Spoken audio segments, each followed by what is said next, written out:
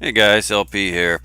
Hey, I've just been looking down the rabbit hole a little bit further, and I thought I'd revisit something that's been in the news a little bit, but you know how major national media, they've always got to move on to the latest, greatest thing, and so, of course, a lot of interesting news just kind of gets dropped by most news broadcasting agencies. A tsunami has just hit Japan, and I was reading about some concerns about the Fukushima plant being, further damaged and further incidents from the nuclear meltdowns they're having over there. And while I was considering this tsunami and Fukushima disaster, uh, I'd seen a post from a friend on Facebook that was talking about the starfish wasting syndrome. So I started looking into both of these things together, and I found a little bit of correlation that I wanted to show you guys. Now, correlations is not always equal causation, but it's certainly, when there's correlation, there is cause for further investigation to find out if there's any causation. So I found this interesting video here on YouTube, and I've pulled a piece out of that for this news reporting. This University of Hawaii's Pacific Research Center, and it shows a dispersion of the debris from Japan. And so I've kind of broken this down and slowed it down a little bit for you to, because it goes pretty fast, but you can find these things online, and I'll link to those if I can find them again. But this is this debris dispersal, and you can see that it goes from day one, that was March 11th of 2011. Now what I find interesting is that the debris begins to hit the western coast of the United States in mid-June, and their very debris pattern prediction shows that it would hit around Washington first. Now over here you've got the starfish wasting syndrome as it gets worse and worse and worse, and it was first detected around June.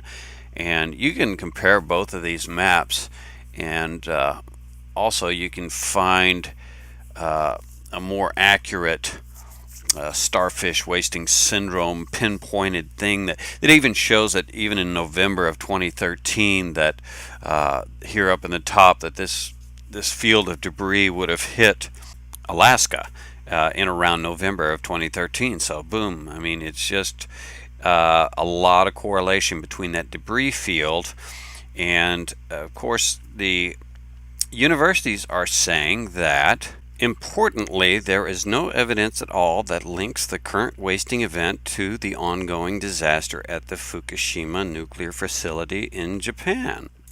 Well, that's interesting that they find no evidence linking the two events, because it seems like I've just found a pretty good piece of evidence that does link the two events.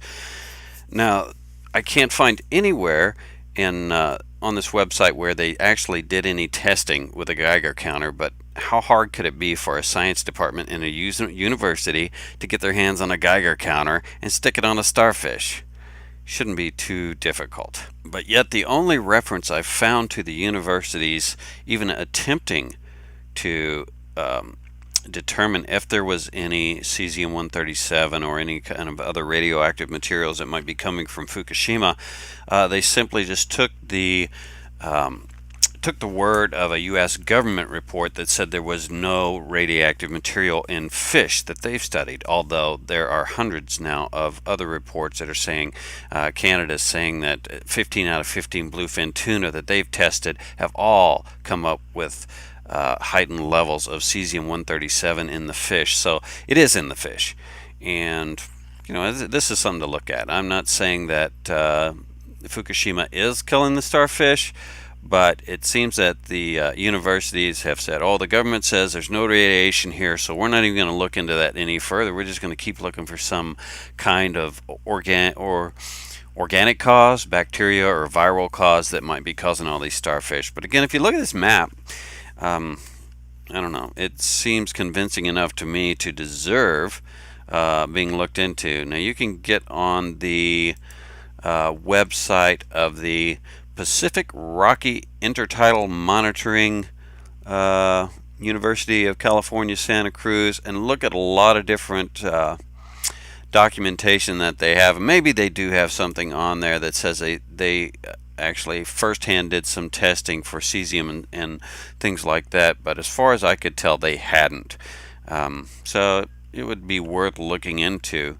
It's kind of frightening how much of the Pacific Ocean could be being contaminated and polluted, and by the Fukushima disaster, which they're maybe are starting to get a handle on now, controlling it. But that thing right now is pumping out hundreds of tons of radioactive water a day as the groundwater seeps into the reactors, and they're just having to pump it out and build these huge containers. They've got hundreds of acres of these huge containers full of radioactive water that they don't even know what they're going to do with that once they get the groundwater stopped from pouring in there. So it's just crazy.